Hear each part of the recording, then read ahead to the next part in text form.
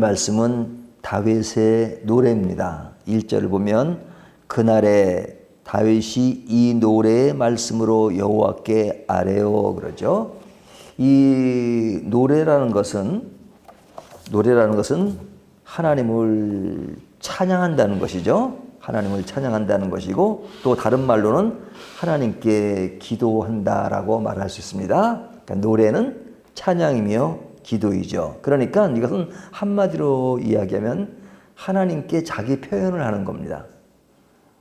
그 표현을 들어보면 그 사람이 어디에 관심을 가지고 있는가, 또 그 사람이 어떤 인생관을 가지고 있는가, 어떤 사고를 하는가, 어떤 신앙관을 가지고 있는가 하는 것들이 그 속에 다 드러나죠. 오늘 본문에도 이제 다윗의 노래를 통해서 그런 모습이 드러내는데요. 다윗뿐만 아니라 오늘날 우리들도 우리가 어떤 자세로 하나님을 믿느냐 하는 것들을 우리의 기도를 잘 분석해 보면 알 수 있습니다. 또 우리가 평상시 하는 이야기들, 그래서 평상시는 잘 모르는데 내가 하는 말들을 하루 정도 이렇게 기록을 해보면 알 수 있어요. 그러면 내가 실제로는 예수님을 믿어도 이런 데 관심이 많구나, 이런 가치관 가지고 있구나 하는 것들을 기록해 놓으면 금방 알 수 있습니다. 그래서 한번 지금 기록해 놓는 것도 필요한 것 같아요. 자, 오늘 본문에서 다윗에게서 볼 수 있는 신앙의 모습이 어떠냐. 첫 번째는요, 하나님에 대한 인식이 있는데 그 인식은 뭐냐면 나를 지키시고 보호하는 분이라는 겁니다. 그래서 1절부터 4절까지를 보면요, 거기에 나오는 단어들을 한번 보세요. 제일 처음에 나오는 단어 반석 그러죠. 2절에 여호와는 나의 반석이시요 나의 요새시요. 여기 반석, 요새, 또 뒤에 보면 방패, 또 구원의 뿌리요, 높은 망대, 피난처, 구원하시는 분. 이것이 이제 1절부터 4절까지 나오는 내용이잖아요.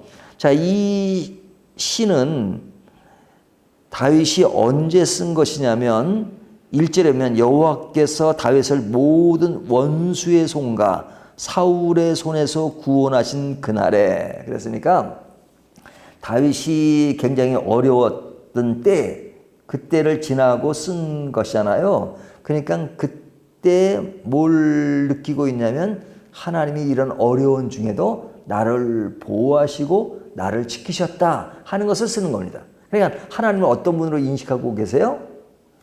있어요? 나를 지키시고 나를 보호하는 분이다.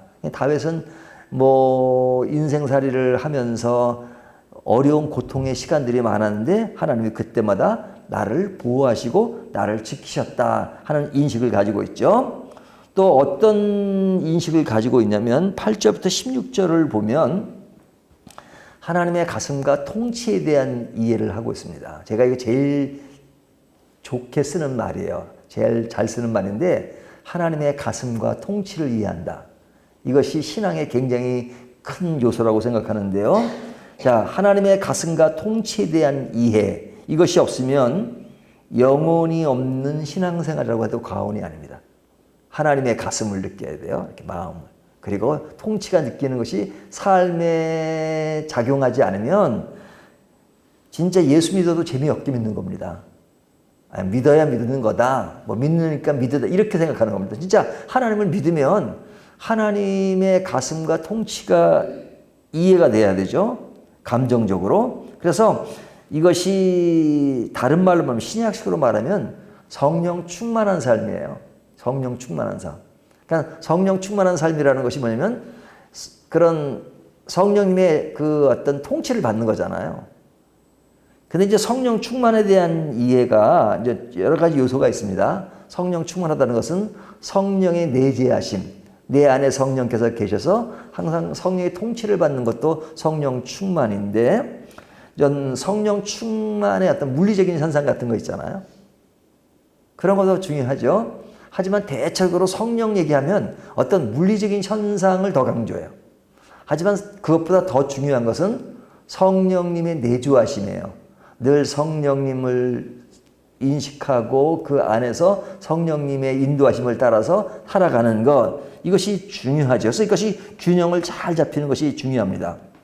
그래서 오늘 그 8절부터 16절까지를 보면요, 어떤 단어들이 많이 나오냐면 땅이 진동하고 하늘의 기초가 요동하고 코에서 연기가 나고 강림, 나르심, 구름으로 들린 장막, 우레소리, 화살을 날리시고 번개로 꾸지람과 코밑, 제가 이렇게 간단간단 단어만 또 문장만 얘기했지만 이것이 8절부터 16절까지 나오는 이야기예요. 이것이 이제 다윗이 쓴 노래 속에서 하나님의 가슴과 통치에 대한 이해예요. 그러니까 하나님이 늘 나를 이렇게 지도하시고 인도하시고 내주하시고 하는 것들을 이야기하고 있잖아요. 그러니까 늘 하나님의 간섭을 받는 겁니다. 좋은 의미에서 간섭이죠. 그러니까 다윗이 중간중간에 보면 어떤 인간적인 면이 드러나고 또 못된 짓도 한 것 있잖아요. 하지만 그럼에도 불구하고 믿음의 삶을 살았다는 것은 뭐냐면 그래도 하나님을 버리지 않고 하나님의 가슴과 통치를 받으려고 애썼던 그 다윗의 모습이 훌륭한 것이죠. 자, 이것이 다윗의 신앙에서 볼 수 있는 겁니다. 자, 세 번째는 뭐가 있냐면 7절을 보면요. 내가 할 난 중에서 여호와께 아뢰며 나의 하나님께 아뢰었더니, 뭐예요? 아뢰었다는 것은 기도한다는 거잖아요. 기도. 그러니까 그 사람이 정상적인 신앙생활을 하고 있느냐 안 하느냐 하는 것은 한 면만 가지고 볼 때는 기도가 있느냐 없느냐. 기도가 없으면 그냥 종교 하나 가지고 있는 거예요. 종교 하나. 이렇게 뭐 쓰잖아요. 그 기독교에 보면 종교가 뭐냐? 불교, 유교, 뭐 기독교. 기독교라는 것을 썼는데도 삶에 기도가 없어요. 그러면 종교는 기독교라고 썼지만 진짜 예수님을 믿는 것이냐, 하나님을 믿는 것이냐, 믿는다는 하나의 표징 중에 하나가 기도가 있는 거죠. 왜? 하나님을 믿으니까 하나님과 대화를 해야 되잖아요. 대화를 안 하면 뭐 믿는다고 말할 수 없죠. 모든 것이 인생에 부족함이 있고 연약함이 있는데 그것을 하나님께 묻지 않으면 그러면 누구를 의지하고 사는 겁니까? 하나님 의지하고 살지 않는 거잖아요. 그래서 다윗의 기도는 있다는 것은 진짜 하나님을 제대로 믿고 있는 거죠. 그 기도에는 자신이 겪고 있는 것을 그대로 이야기해요. 그래서 5절과 6절을 보세요. 거기 보면 사망의 물결, 불의의 창수, 수월의 줄, 사망의 올무, 이것이 다윗이 생활 가운데 느끼는 거잖아요. 굉장히 어렵다는 거예요. 여기 보면 수월의 줄, 지옥의 줄이라는 말입니다. 사막의 올무, 나에게 늘 그런 두려움을 주는 그런 요소들이 나의 삶에 작용하고 있잖아요. 이런 어려움들이 그에게 늘 있었어요. 그럴 때마다 뭐 하고 있어요? 기도하는데, 그 기도라는 것은 내가 느끼고 있는 것을 그대로 아뢰는 것, 이것이 진실한 기도입니다. 내 감정, 내 이 모든 것들을 그대로 아뢰는 것. 그래서 제가 제일 싫어하는 요소 중에 하나가 뭐냐면 잘난 척하는 기도예요. 잘난 척. 이 잘난 척하는 기도는 뭐예요? 내가 주체가 되는 거죠. 내가. 그러니까 하나님이 주체가 돼야 되거든요. 그러니까 하나님의 생각이 있으시고 하나님의 뜻이 있는데 나는 그것을 따라가겠습니다. 그러니까 늘 하나님께 묻는 것이 기도잖아요. 근데 잘난 척하는 기도는 뭐예요? 내가 하나님께 이래라 저래라 해요. 내가 이렇게 할 테니까 언제까지 이거 만들어 놓으시고 이렇게 행하시고, 이게 이래라 저래라 하는 거잖아요. 잘난 척하는 기도예요. 또 교만한 기도가 있어요. 그것은 뭐냐면 내가 옳은데 하나님은 옳지 않다는 거예요. 이 말을 이렇게 이야기하면 언제 내가 하나님께 내가 옳고 하나님은 옳지 않다고 라고 이야기합니까? 그렇지만 내가 모든 것을 이래야 된다 저래야 된다고 다 생각해요. 그리고 이렇게 해야 된다고 생각해요. 그리고 하나님이 이렇게 하셔야 된다고 생각해요. 근데 그 주체가 누구예요? 내가 되면 그거 교만한 거죠. 하나님, 내가 생각은 이렇지만 그래도 이렇게 하라 그러면 방향을 바꾸겠습니다. 궤도 수정을 하겠습니다. 이것이 겸손한 기도잖아요. 근데 그냥 내가 다 생각해요. 내가 생각하는 대로. 예? 삶에 있어서 자기가 주체가 되는 사람은요, 늘 자기가 하는 대로 다 돼야 돼요. 모든 세상의 것이 내가 원하는 대로 돼야 돼요. 교만한 거죠. 하지만 내가 원하는 대로가 아니라 어떤 것이 주체가 되면, 아, 그것이 중요한 핵심 포인트가 뭐냐, 거기는 어떤 철학이 담겼느냐, 거기는 어떤 의미가 담겨 있느냐, 이것을 먼저 파악하는 것이 중요한데, 그런 파악이 안 되면 그렇죠. 그러니까 하나님보다 내가 더 위에 서가지고 하나님한테 이래라 저래라 하죠. 잘난 척하는 기도나 교만한 기도나 특징이 있습니다. 또 기복적인 기도는 뭐예요? 맨날 달라는 거예요. 맨날 달라는 거. 맨날 달랍니다. 하나님이 뭐 맨날 달라 그러냐. 내가 다 줬는데 뭘 또 달라 그래. 하나님이 안 주신 거 있습니까? 하나님 다 주세요. 안 주시는 거 없어요. 안 주시는 거 많던데요? 제가 늘 강조하지만 하나님은 안 주실 때는 안 줄 만한 이유가 있는 겁니다. 하나님은 응답을 100% 응답으로 제가 늘 얘기하잖아. Yes, no, waiting. 예? 그냥 우리가 원하는 대로 줄 수가 있어요. 그건 yes죠. No. 내가 너한테 주면 안 돼, 그렇게 하면. 그러니까 아니라고 그것도 응답이란 말이죠. waiting. 기다려라. 때가 아니다. 그것도 기도의 응답이에요. 근데 no와 waiting에 대해서도 그것도 받아들이고 따라가는 것이 기도인데 내가 원하는 대로 달라는 거예요. 원하는 대로. 우리가 자녀들이 요만 어렸을 때 사람 주기에 칼 달라면 칼 줄 부모가 어디 있습니까? 왜? 부모는 아이보다 월등하니까. 하나님은 우리와 관계를 따져보면 월등한 정도가 아니라 완전하시죠. 근데 그냥 우리가 부족한 데가 뭐 알지도 못하면서 그냥 이걸 해라 저걸 해라 이걸 달라 저거 할라. 그래서 제가 기복적인 신앙을 싫어하는 겁니다.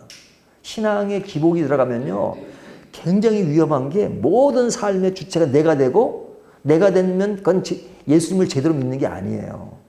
근데 자기는 기도하고 맨날 하니까 제대로 믿는 거라고 생각하죠. 하나님이 주체가 돼요. 그러니까 하나님의 뜻을 늘 받던 것이 생각해요. 인간의 감정은 여러 가지가 있잖아요. 슬플 때도 있고 기쁠 때도 있고 고독할 때도 있고 신날 때도 있고 등등 있잖아요. 그렇기 때문에 감정이 있는 것을 그대로 아뢰는 거예요. 슬플 때는 하나님 나 슬퍼요. 하나님 좋아요. 이렇게 기도죠. 그래서 기도는 종교적인 독백이 아니에요. 대화예요, 대화. 그래서 우리가 기도 훈련을 잘못 받으면요. 늘 독백하고 종교적인 어떤 나열을 하는 것처럼 얘기해요. 나열을. 그래서 기도 스타일이 사람마다 다릅니다. 역사적으로 보면요. 스폴전 목사님 같은 경우는 이렇게 기도를 많이 하는 스타일이 아니에요. 근데 늘 다니면서 기도해. 뭐 앉으면 기도하고 버스 안에 타면 기도하고 또 걸어 다니면서 기도하고 이렇게 기도하시는 분의 스타일이 있어요. 또 어떤 분은 그냥 무릎을 꿇고 몇 시간이고 기도하시는 분도 있죠. 그러면 어느 것이 옳으냐? 옳고 안 옳고가 있는 게 아니라 사람마다 기도 스타일이 달라요.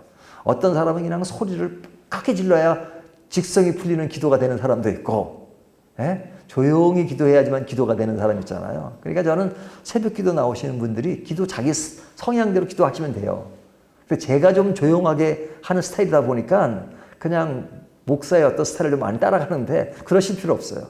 내가 그냥 뭐 스타일도 기도하시면 돼요. 그런 자유가 있잖아요. 왜? 사람마다 기도 스타일이 있으니까 그 스타일은 존중이 돼야 되는 거죠. 자, 중요한 것은 생활 가운데 늘 기도가 있어야 된다는 것. 이것이 다윗의 그 찬양에서 드러나는 겁니다. 그 다음에 뭐가 있냐면 17절과 21절을 보면요. 하나님이 나를 지키시고 구원하시는 경험을 얘기하잖아요. 그러니까 신앙에는 경험이 필요해요.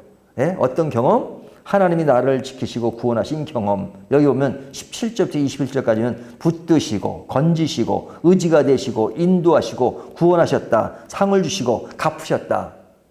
예수 믿으면서 신앙에 이런 경험이 없으면 진짜 하나님과 교제하고 사는 것이 아니고 하나님의 통치를 받는 게 아니죠. 내가 간증할 것이 많아야 돼요. 간증할 것이. 하나님. 제가 기복신앙에 대한 얘기를 했는데 기복신앙이 나쁘다는 걸 얘기하지만 저는 기복에 대해서 간증할 건 너무너무 많아요. 하나님이 구하시는 대로만 주시는 것이 아니라 구하지 않아도 알아서 그냥 해주는 경우가 너무너무 많고, 어려울 때, 힘들 때, 뭐가 필요할 때 그렇게 구체적으로 얘기하지 않았음에도 불구하고 하나님이 채워주시기도 하고 전혀 예상치 않던 방법으로 해주시는 그런 경우가 얼마나 많아요. 그런 간증이 없으면 하나님과 더불어 사는 삶에, 동행하는 삶의 그런 것들을 나열할 수 없는 거죠.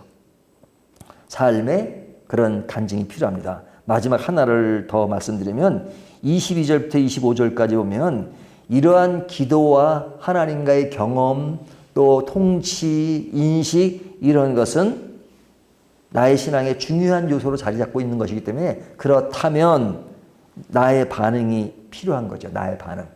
나의 반응이 어떤 거예요?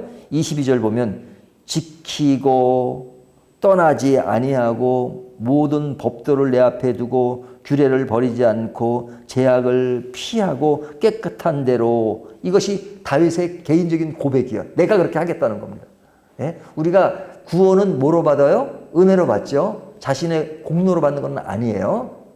하지만 이미 은혜로 구원받은 사람은 하나님 앞에서 늘 내가 이제 어떻게 하겠다는 것을 고백하죠. 내가 예수 잘 믿어야겠다든지, 내가 진짜 건전하게 살아야 되겠다든지, 성실하게 살아야 하겠다든지, 이것이 구원의 조건은 아니지만 구원의 결과로서 나의 삶의 의지가 피력되어야 된단 말이죠. 하나님의 은혜대로 하니까 나는 가만히 있어도 된다. 아닙니다. 내가 뛰고 헌신하고 움직이고 나가야 돼요. 왜? 하나님의 은혜에 감사해서. 그것이 구원받은 성도의 모습이란 말이죠.